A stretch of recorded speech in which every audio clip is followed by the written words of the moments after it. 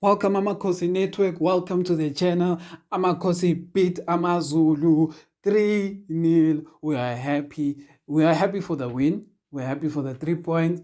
But I am going to be very, very honest in my analysis of this game because me, now personally, having watched the game, I am not happy with a lot of things that happened on the field. But if you just see 3 goals and you think, hi, when you like complaining, hi, see, scored 3 goals. I'm like, yes, the 3 goals were very beautiful goals. But there's a problem. There's a problem. Anyway, guys, subscribe to the channel. Subscribe. Thank you to those who have subscribed. As I always say, 96% of you have not subscribed. You just pass here and like, look at chicken. And then when you have eaten the chicken, you're like, I sugar tatala matambo, and then yeah, you don't subscribe. So subscribe, guys, like the channel, etc. Let's comment about Chiefs. Okay, good. Let's talk about the good things. We converted.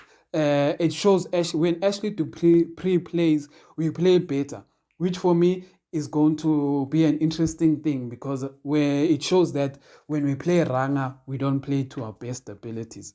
And yeah, I'm gonna highlight the bad things that I saw in this game. But yeah, good is that we showed like when Ashley's there was good, Potsani was good today, Umodi was good, etc. But I feel like they get complimented. Ashley gives them more space.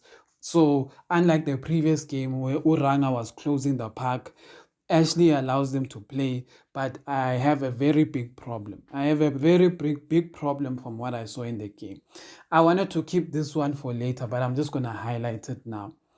Our fitness, guys. Our fitness is not up to scratch. The Kaizer Chiefs team is not fit. Is not fit. Now in the post-game interview, Upule Modi said the second goal he scored, he was surprised that he even got there because he was tired, he was finished. So I'm like, guys, how are our players this tired? Oh, Dupree, in the first 15 minutes, he was running. After that, he was tired.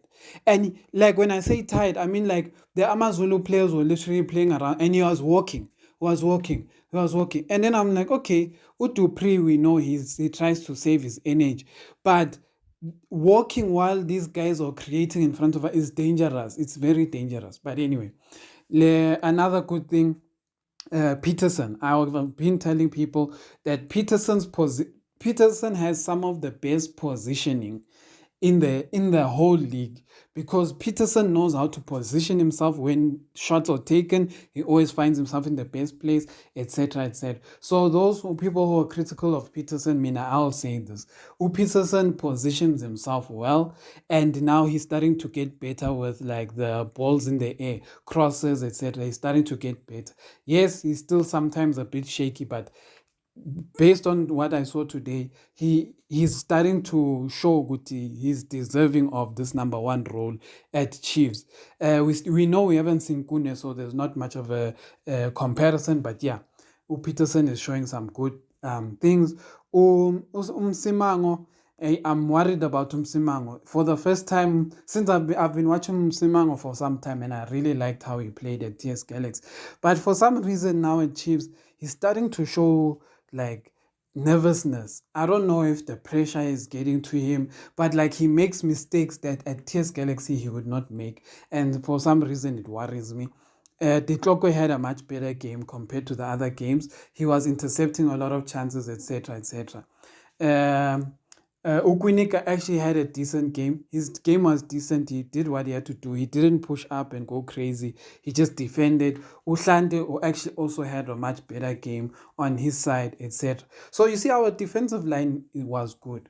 But now what the issue is, well, I'll tell you what the issue is, and it's a very big issue because it's the reason why Amazulu looked like they could score a goal. But anyway, and today it's Amazulu. Amazulu, we know they have not scored a goal the whole season. So it shows good that they are lacking creativity up front. But if they are lacking creativity, why is it that they looked more threatening today against Chiefs? And that's what I'll break down. The other positive, Tanzani, for me personally, he didn't have the best game.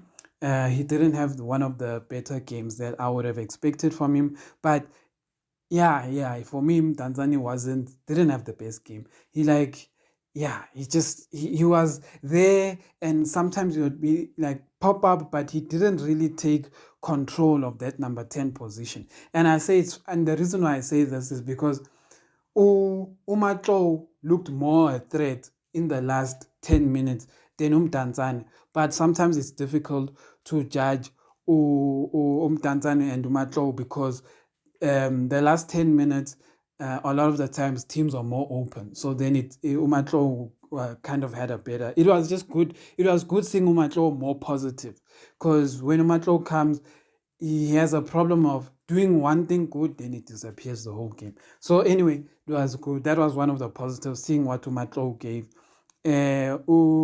Christian Saile came on as well, but I didn't see too much of him. Christian Saile needs to work on his movement because he makes it seem as if we're playing with one less attacking player because he stands with the defenders. He must bend his runs, keep running behind the defenders, even if no one is passing you. Do a takeaway players, etc. But yeah, I'll get to those reasons why what I think about Christian Saile and my problems there. The next issue that the next like good thing that I saw is Castillo. Castillo obviously had a better game, etc. And in the first 10-15 minutes, the one thing I liked is that we were closing down their defenders. Okay. Now that I've said the good things, because we won, so I have to say some good things. But now here's where my opinions will lie. The real opinions about this game. This game, guys, I'll be honest. We were very swag in the middle of the park. We were useless in the middle of the park. The middle of the park was very bad. Mud kept every time. There were so many chances we missed today because the guys did not wait their passes. They passed the ball too strong and we missed the chance every time. We would sometimes we would go out three against one defender, but the pass is too strong for the player they're deciding to pass. Or sometimes a pass is meant to go to this player and Abo might pass the wrong player or Abo Mtanzani pass the wrong player. And then it's like these guys were killing us because what ended up happening, and this is what I keep telling everyone about Mtsike's kind of football. Mtsike's kind of football is individual brilliance. And today, everyone had a chance to see it for themselves that today the reason why we won this game today wasn't that our system of play was 100% better than Amazulu. No, it was that we have a better squad than Amazulu and we have better individual players than Amazulu. Finish and trial. I don't care who says what. TS Galaxy, the system beat us. It's not that TS Galaxy has better players, but TS Galaxy's system beat us. The draw against Cheaper's system was killing us. That's why we drawed against Cheaper. So those are the reasons. And then Cape Town City, everyone knows individual brilliance made us win the Cape Town City game. So that's how we are winning, and it's a problem because now when Amazulu was playing, this is the biggest problem I have at Chiefs, and it irritates me that Abo Mulifensiki have not been addressing it since Abo Yanga, etc. Why do we allow the midfield of the team? We drop deep, and then we allow the midfield of the attacking team to create in front of us, and then it causes problems because what they do is that they just keep kicking long balls to dangerous fast players, and then Abom Simang will have tough times. And I'm like, in today, because we're playing Amazulu who like quality up front, it didn't work. But we saw against TS Galaxy, one chance, they got a chance and they scored. So it's a problem, guys. It's a problem. We keep allowing these guys to play long ball. Today, you would think that Uramahle Mphahlele is one of the best passers of the ball in the whole league because Chiefs was allowing him. You would think Umo Barra is one of the best passers in the world, but it's because we were not closing them down. We were not closing down about Brooks, etc. And then the moment we did close them down, we saw they ran out of ideas. they couldn't attack and they would lose the ball. And then when they lose the ball, Chiefs, instead of attacking, you know what? Our system is very bad, guys. There was a point in the first half where we were passing it slightly better, but every time we had to move forward, Abu Mat would pass the ball back to Shanti or pass the ball back to Quinnick. And then I'll be like, Mat, there's a player in front of you. That means, Guti, when you are playing and running into space, you're not checking around you to see what's happening. You are just running into that space. And then when you get the ball, you're like, hey, I don't want to lose the ball. Tata, Shanti, or Tata. And then you pass the ball back. And then I'm like, in those moments, when we're starting to slightly play better with the ball, these guys play negative football. They pass back. And Tanzania did the same thing, which was irritating me. He would pass back and it will kill the move. It will kill the move of us going forward. The only player um, who has an attacking mind in Kaizer Chiefs at this very moment is Ashley Dupree. When Ashley Dupree gets the ball, he doesn't think about going backwards. He thinks about what pass can I make for us to go forward. But the rest of these guys, sometimes they, like even Umodi, sometimes you'll get the ball and he'll have a negative thought. You'll go to, I would rather not lose the ball. And then he'll just pass back. And I'm like, no, Modi, check for the people in front of you.